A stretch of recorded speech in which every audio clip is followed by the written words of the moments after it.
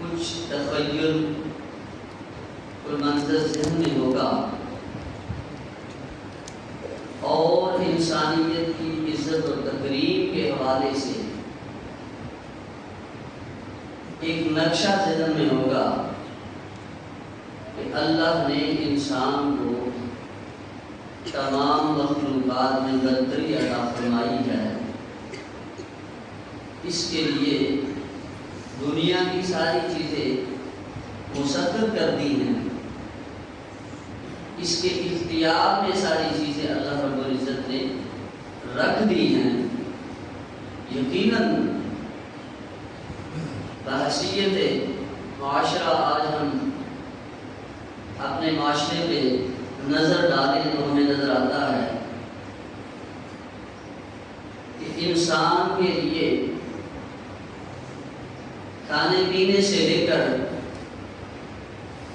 پہننے تک، اس کی خدمت کے لیے، اس کی عزت و تکریم کے لیے اللہ رب العزت نے بہت ساری چیزیں جو ہے وہ پیدا کر دی، لیکن اس سے بھی بڑھ کر اللہ رب العزت کا یہ فضل و کرم ہے کہ اس پاک پروردگار نے، اس رب کائنات نے اسی انسانیت کی معراج کے لیے ہمیں اپنے پیارے نبی کریم صلی اللہ علیہ وسلم کا امتی اور غلام پیدا فرمایا۔ یقیناً یہ بہت بڑا اعزاز ہے۔ سورہ بقرہ میں رب کائنات ارشاد فرماتا ہے وَإِذْ أَخَذَ اللَّهُ مِيثَاقَ النَّبِيِّينَ لَمَا آتَيْتُكُم مِّن كِتَابٍ وَحِكْمَةٍ۔ عالم ارواح کا واقعہ اللہ رب العزت بیان فرماتے ہیں، یاد کرو اس وقت کو وَإِذْ أَخَذَ اللَّهُ مِيثَاقَ النَّبِيِّينَ، جب ہم نے انبیاء سے عہد لیا۔ وَإِذْ أَخَذَ اللَّهُ مِيثَاقَ النَّبِيِّينَ، انبیاء کرام کی ارواح مقدسات جو ہیں ان سے اللہ رب العزت نے کیا کیا؟ عہد لیا۔ لَمَا آتَيْتُكُم مِّن كِتَابٍ وَحِكْمَةٍ، تمہیں کتاب عطا کی جائے گی، شریعت مل جائے گی، دانائی ملے گی۔ ثم جاءکم رسول، پھر تمہارے پاس میرا پیارا رسول مبعوث ہو جائے۔ لَتُؤْمِنُنَّ بِهِ، پھر کیا کرنا ہے تم لوگوں نے؟ ایک ہی تقاضا باقی رہ جائے گا، وہ کیا ہے؟ وہ یہ ہے کہ لَتُؤْمِنُنَّ بِهِ وَلَتَنْصُرُنَّ، میرے پیارے حبیب کا کلمہ پڑھ کر ایمان دے آنا۔ شریعت ہوگی منسوخ ہو جائے گی، طریقت ہوگی منسوخ ہو جائے گی، کتاب ہوگی منسوخ ہو جائے گی، حتیٰ کہ نبوت ہوگی اللہ رب العزت فرماتے ہیں کہ وہ بھی منسوخ ہو جائے گا، اور صرف باقی رہے گا تو میرے پیارے حبیب کا امت ہی باقی ہے۔ یہ انبیاء سے اللہ رب العزت نے عہد لیا کہ تم لوگوں نے سب سے محترم و معتبر لوگ تم لوگ ہو، اگر تمہارے وقت میں، تمہاری نبوت میں، تمہاری شریعت میں اگر میرا پیارا نبی صلی اللہ علیہ وسلم تشریف لے آئیں تو انہی کا کلمہ پڑھ کے انہی کا امتی بن جائے۔ یہ ہے انسانیت کی معراج۔ اور آپ نے بارہا واقعات سنے ہوں گے کہ انبیاء کرام علیہ السلام یہ خواہش کیا کرتے تھے، بلکہ التجائیں کیا کرتے تھے۔ بعض روایات میں ملتا ہے کہ التجائیں کرتے تھے، اے رب کائنات ہمیں بھی اس پیارے نبی کا امتی بنا۔ تو آج ہمارے لیے یہ اعزاز سے کم نہیں ہے کسی شرف سے کم نہیں ہے، انسانیت کی بڑی تکریم عزت اللہ نے اس کے لیے ساری چیزیں جو ہے وہ مسخر کر دی ہیں اس کی خدمت کے لیے۔ لیکن اس انسانیت کی معراج یہ ہے کہ پیارے نبی صلی اللہ علیہ وسلم کا امتی، اور یقیناً ہمیں فخر ہے کہ اللہ رب العزت نے ہمیں اپنے پیارے کریم نبی صلی اللہ علیہ وآلہ وسلم کا امتی اور غلام پیدا فرمایا ہے۔ ایک حدیث مبارکہ عرض کروں گا، مشکوٰۃ شریف میں یہ حدیث مبارکہ مذکور ہے۔ نبی کریم صلی اللہ تعالیٰ علیہ وسلم کے پیارے غلام جو ہیں وہ مجلس مصطفیٰ صلی اللہ تعالیٰ علیہ وسلم میں موجود ہیں۔ تذکرہ چل پڑا سابقہ امتوں کی عمر کہ ان کی عمریں لمبی تھی، کئی 100 سال تک کی انہیں روایات میں ملتی ہیں۔ ان کے اعمال زیادہ تھے، کثرت اعمال، کثرت عبادات، اس کا تذکرہ صحابہ کرام رضوان اللہ تعالی علیہم اجمعین جو ہیں ان کے اندر موجود تھا کہ تشویش کا اظہار ہوا۔ آج ہم لوگ چھوٹی چھوٹی عمریں رکھتے ہیں، ہم لوگ ان کے اعمال کو نہیں پہنچ سکتے، ہم لوگ ان کے اعمال، ان کے جو عمل ہیں، ان کی عبادات جو ہیں، ان کی ریاضتیں جو ہیں،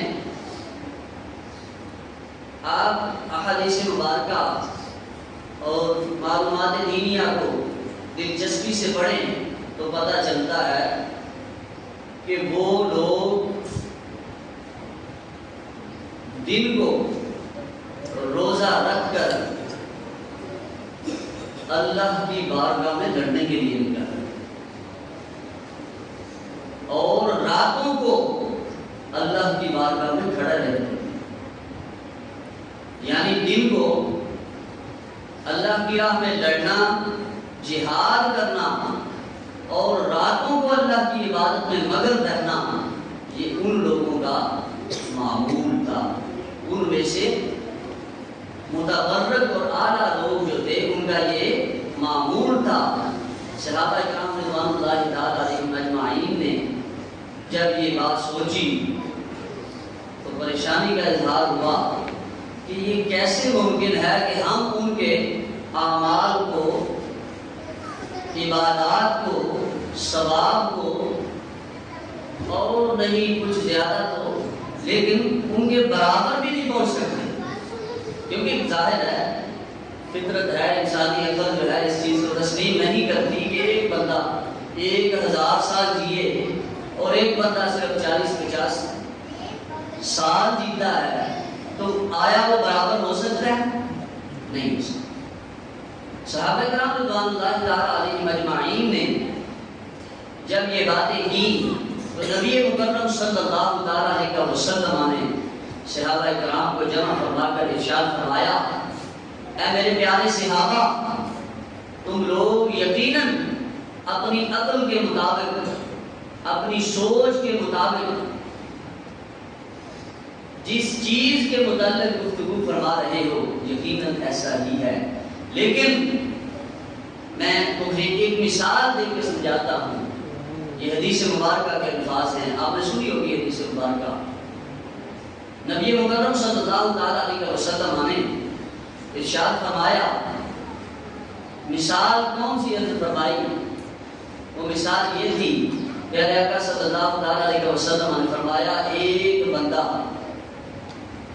اپنے کسی خاص کام کے لیے جو کہ اس کا کام اہم ہے، کسی ایک مزدور کو ہائر کرتا ہے اور اس کے ساتھ ایک وقت جو ہے وہ مقرر کر لیتا ہے، ایک کانٹریکٹ جو ہے وہ سائن کر لیتا ہے۔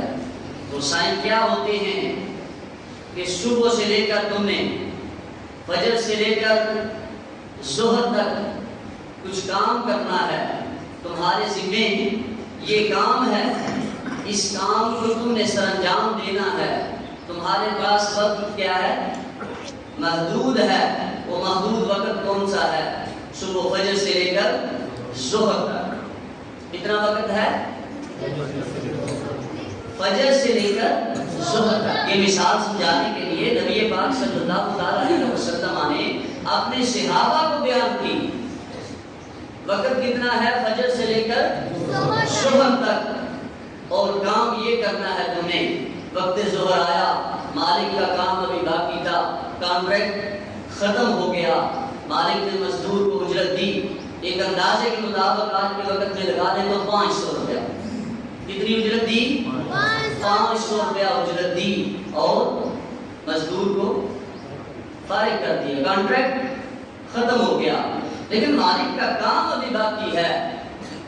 مالک نے ایک اور مزدور کو ہائر کیا، بلایا، اس کے ساتھ کانٹریکٹ سائن کیا۔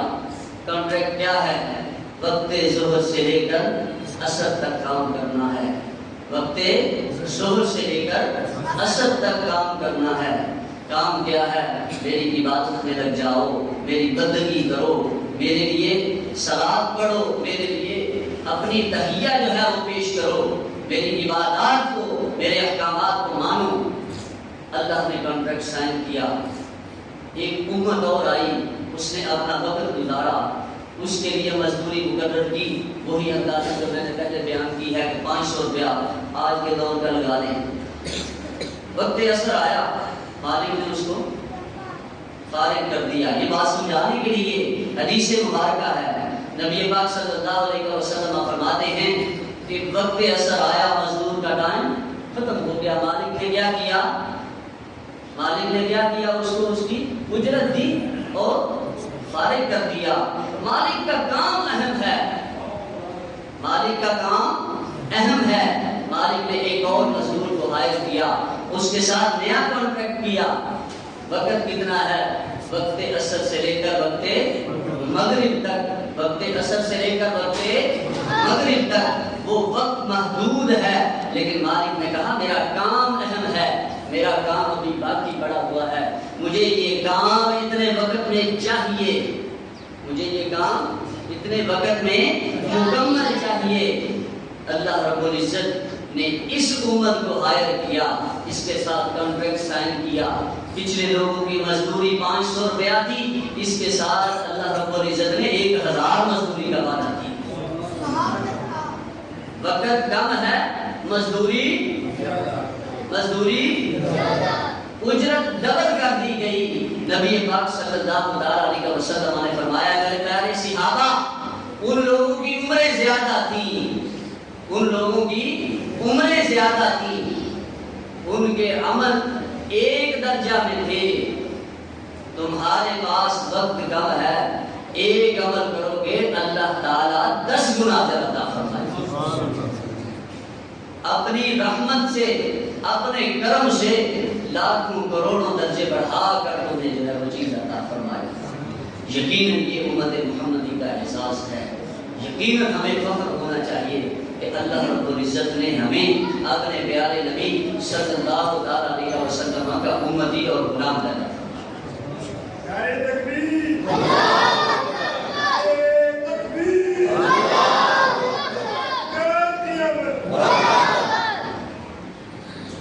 یقیناً ایسا ہی ہے۔ لیکن یہ دنیا کا بھی اصول ہے، جس بندے کو کچھ نہ کچھ عہدہ دیا جائے، عزت دی جائے، تکریم دی جائے۔ آپ لوگ بیٹھے ہوئے، میں جو کرسی پہ ہوں، لیکن اللہ میرے استاد محترم کی شفقت ہے کہ مجھے اس قابل سمجھا کہ میں آپ کے سامنے چند الفاظ جو کہ سبق کی صورت میں ہے آپ کو سنا سکوں۔